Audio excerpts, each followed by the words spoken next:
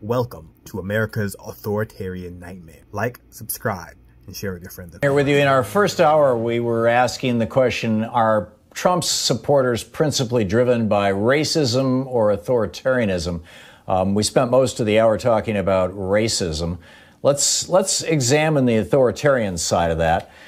John Dean knows something about authoritarian presidents. He was the White House counsel to Richard Nixon.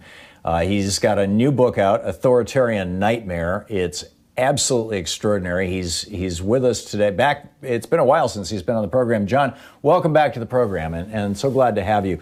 I'm curious your thoughts about the correlation or the relationship between Richard Nixon and Donald Trump. Both.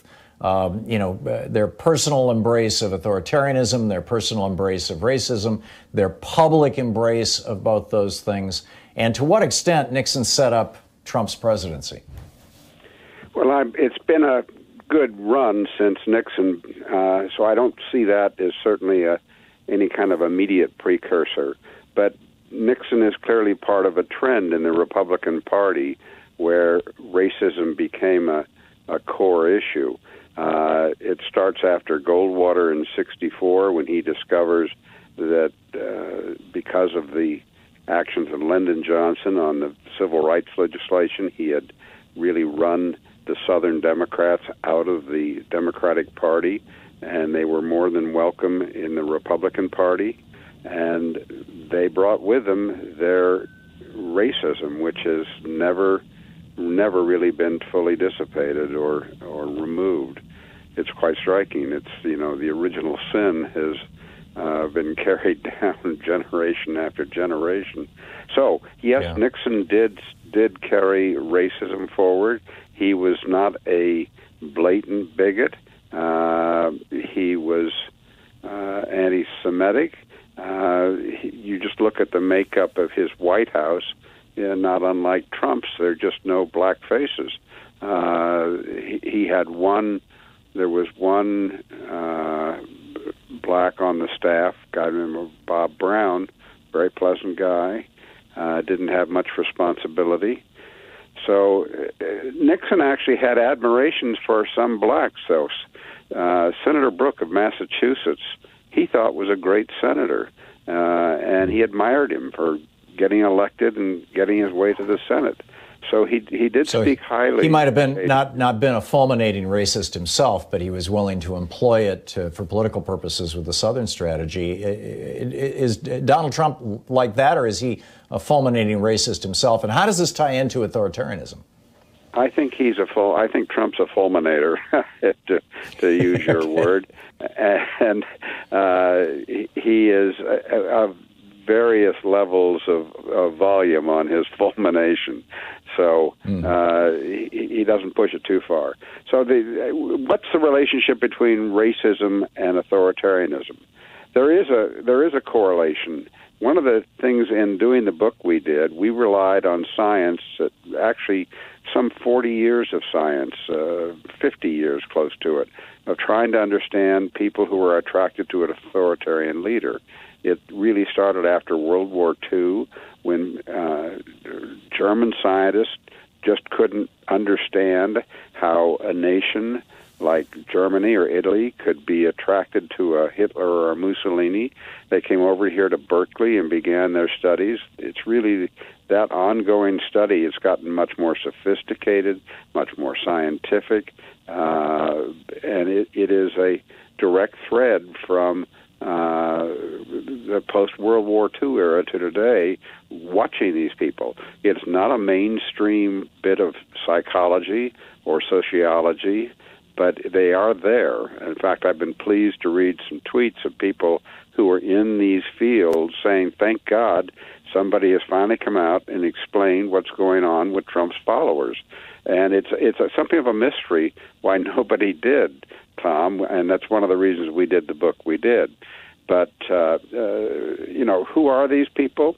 They are, as I say, we scientifically tested to make sure that this science was right. There are two types of authoritarian personalities that are predominant. They're the so-called social dominators, those who would be leaders but are willing to follow to get up the ladder themselves and get their shot at leading. They're typically men. They have very dominating personalities. They openly oppose equality, and they're desirous of personal power, plus almost universally amoral. So with those key criteria, they fit social science's definition of a social dominator. The right-wing authoritarian follower, that's a scale that's been used to test them over 40, 50 years now. They are both men and women. They are submissive to authority. They're then aggressive on behalf of that authority and highly conventional in their life. Now, these people have been tested for many other personality traits, and some are attractive traits, some are not such attractive traits. But they, because of our relying on old science, if you will, or consistent patterns of science, we did a poll through the Monmouth Polling Institute, a national survey. We started with a poll of about 230,000 people, got it down to a representative pool of American voters that was 990. They took an online battery of tests, personality tests. Not only did they answer polling questions, they spent maybe a half hour to 45 minutes to take a battery of personality tests. And sure enough, Trump's followers are solid authoritarian personalities. Yeah, that makes perfect sense. John, in the roughly 2 minutes we have left until we run head on into a hard break here, what causes people to be authoritarian followers? Is it childhood trauma? Is it genetic? Like temperament? I mean, what's the deal here? It is both nature and nurture. Altmaier, my collaborator, who's spent years testing these people, thinks it's predominantly child rearing and the influence that parents have on their kids. And if the child has a disposition to one way or the other to either be a dominator or a follower, that can be accentuated through rearing. And so that's why it's probably more nurture than nature. Yeah, in the last couple of weeks, I've read Mary Trump's book, and I've read this new book, Hate Monger, by Jean Guerrero, about Stephen Miller. And both of them had basically abusive, distant fathers who were very, very rich, and that was like the single focus of their life. Is that the kind of thing that turns people into authoritarians? Definitely. We actually didn't know Mary was writing a book. Mary Trump was writing a book.